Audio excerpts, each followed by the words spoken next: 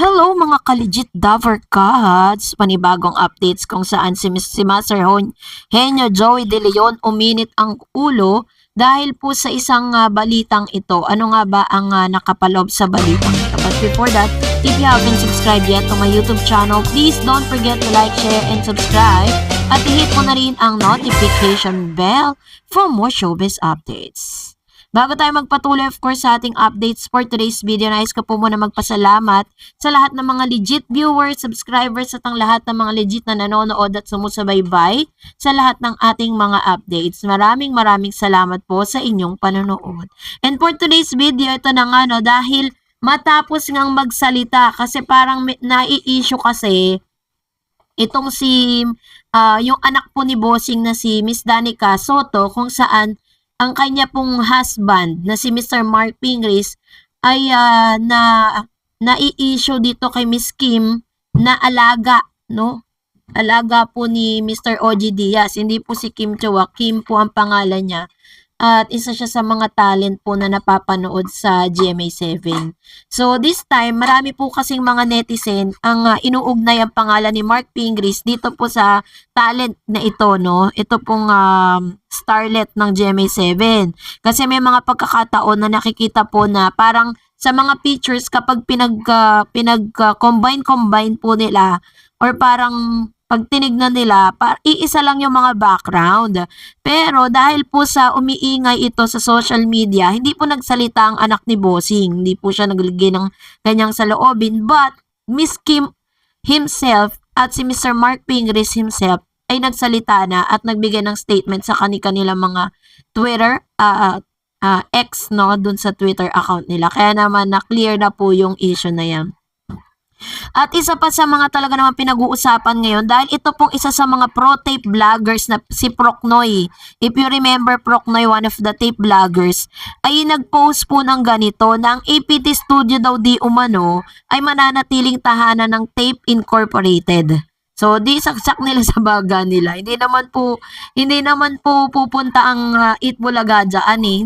Wala naman po sa plano ng Eat Bulaga na i-occupy ang APT Studio. Yun po ay rumors lang ng ilan sa mga reporters. Kasi nagsalita na pong isa sa mga empleyado ng TV5 at sinasabi nilang wala pong lipatan na magaganap dahil mas minabuti na rin po ng TVJ na manatili sila sa studio ng TV5 kung ano po yung pinagkatiwala sa kanila ni MVP or Mr. Manny B. Pangilinan dahil doon na po talaga parang at ease na sila doon eh, okay na sila doon. Kaya naman napaka-imposible din na parang although hindi natin sinasarha yung pagkakataon na possible na mangyari yon in the future kasi hindi naman po sa Tape Incorporated ng APT. Ayan po ay pag-aari ni Mr. Tony Tobiera ng Tobiera family. Kaya imposible din na hindi offer yan ng Tobiera sa APT dito po sa TVJ dahil malapit po si Mr. Tobiera sa TVJ. And this time, eto na rin, no, nagsalita na rin po ang isa sa mga showbiz columnist na si Miss Christopher Min patungkol nga dito sa pagkukumpara kasi nga this coming April 6 ilalabas na po at ipapakilala na finally ito pong It's Showtime, no, dahil tapos na po yung pagpirma nila and to finality and totality ng kanilang pag-uusap this coming April 6 ilalabas na po sila sa GMA7. Pero may paalala po itong si Miss Christopher Min patungkol sa issue na ito. Sabi dyan, ng Eat Bulaga ay wala nang ang dapat patunayan sa It's Showtime. Sabi po yan ni Manay Christopher Min. Ipinagtanggol ni Christopher Min ang Eat Bulaga sa bashers ilang araw bago ang inaabang-abangang pag-ere ng It's Showtime sa GMA Network. Ngayong buwan ng April, inaasahan ng mas matindi at mas mainit pang tapatan ng dalawang noontime show dahil nga mapapanood na rin ang Kapamilya Noontime Show sa Kapuso Station. Marami ang nagsasabing tuluyan na raw matatalo ng programa ni na Vice Ganda, Ann Curtis, Bong Navarro ang longest running noontime show sa Asia na pinangungunahan pa rin ni na Tito Soto, Vic Soto at Joey De Leon. Ngunit naniniwala naman ang award-winning veterans columnist and TV radio host na si Nanay Christopher Min na wala nga dapat patunayan pang Eat Bulaga sa It's Showtime, which is very true. Wala nang dapat pang patunayan ng Itbulaga Dapper Cats. Ano pa ba? 'Di ba sila na nga ang may hawak ng corona eh. Pahayag ni Nanay Christy sa programang Christy Per Minute. Piling din ng online host, hindi na uso ngayon ang bardagulan at patutsyadaan sa mga noontime show. Alam mo, yung hindi masatsat, yung nawala na silang iniisip at wala na kasing dapat pang patunayan, yun yung mga tahimik lang. Ang mahalaga, babantayan nilang kanilang programa, paghuhusayan pa nila ito, lalo pa para sa ikatutuwa ng ating manonood. Yun naman dapat talaga, 'di ba, sabi ni Nanay Christy. Hindi yung kung ano-ano ang sasabihin, bardagulan dito, personalan diyan. Hindi na po uso 'yan ngayon, hindi na talaga, sabi niya. Last March 20, naganap ang makasaysayang contract signing sa pagitan ng ABS-CBN at GMA7 para sa pagpapalabas ng It's Showtime sa bago nitong bahay. Sa gitna ng historic moment na ito ay may balitang binigyan daw ng GMA ng 3 buwang palugit ang It's Showtime para talunin ang Itbulaga. Ito ang dahilan kaya nagsabi si Vice Ganda sa contract signing nila ng GMA7 na nakaka-pressure. Pero ito nga no, dahil ano nga bang dahilan bakit po si Sir Joey De Leon ay uminit di umano ang kanyang ulo? No, meron kasing isang online news na kumakalat ngayon na isinulat sa Filipino Star ngayon.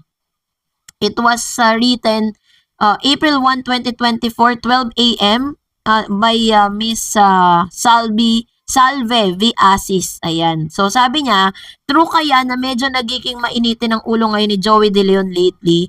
Medyo nag-a-adjust pa raw kasi ito sa kanilang pagiging producer din ng Itbulaga. Usap-usapan na kasi sa producer, as a producer with TV5, hands-on sina Tito Vic and Joey, pati sa mga finances nito. Tulad daw kasi ng ibang negosyo, simula talagang kailangan mo munang mag-shell out para sa mga gastusin ng programa. Oo nga raw at marami naman itong commercial load pero ang dami rin di umanong expenses ng programa. At totoo rin bang minsan nagkakaroon sila ng disagreement ni Vic Soto dahil sa issue ng pera? Mas sanay raw kasi si Tito Joey na tumanggap kesa maglabas ng datong. My God ha, bukas ang pahinang ito. So parang sinasabi po nila dito na si Sir Joey De Leon daw di umano ay umiinit ang ulo dahil parang nagkakaroon sila ng hindi pagkakaunawaan ni Bossing Vic dahil nagkakaroon, kasi sila na po kasi talaga ang producer ng show. Kaya talagang lahat po hawak na nila pati mga finances, kung ano yung mga lumalabas na pera at pumapasok na pera. And this time, dahil nagsisimula pa lang yung kanilang programa, kahit sobrang daming mga show at mga commercial load, it doesn't mean na talagang kikita na agad. Siyempre, kailangan mo munang sa isang negosyo, kailangan mong mamuhunan. So, yun po yung sinasabi dito, no? Pero, yun nga, at the same time, nagiging mainitin nga daw di umano ang ulo ni Master Henyo Joey De Leon dahil sa mga bagay nito, which is very normal kasi nasa nasa showbiz sila at the same time negosyo nila yan. So kayo na po ang muska. God bless everyone.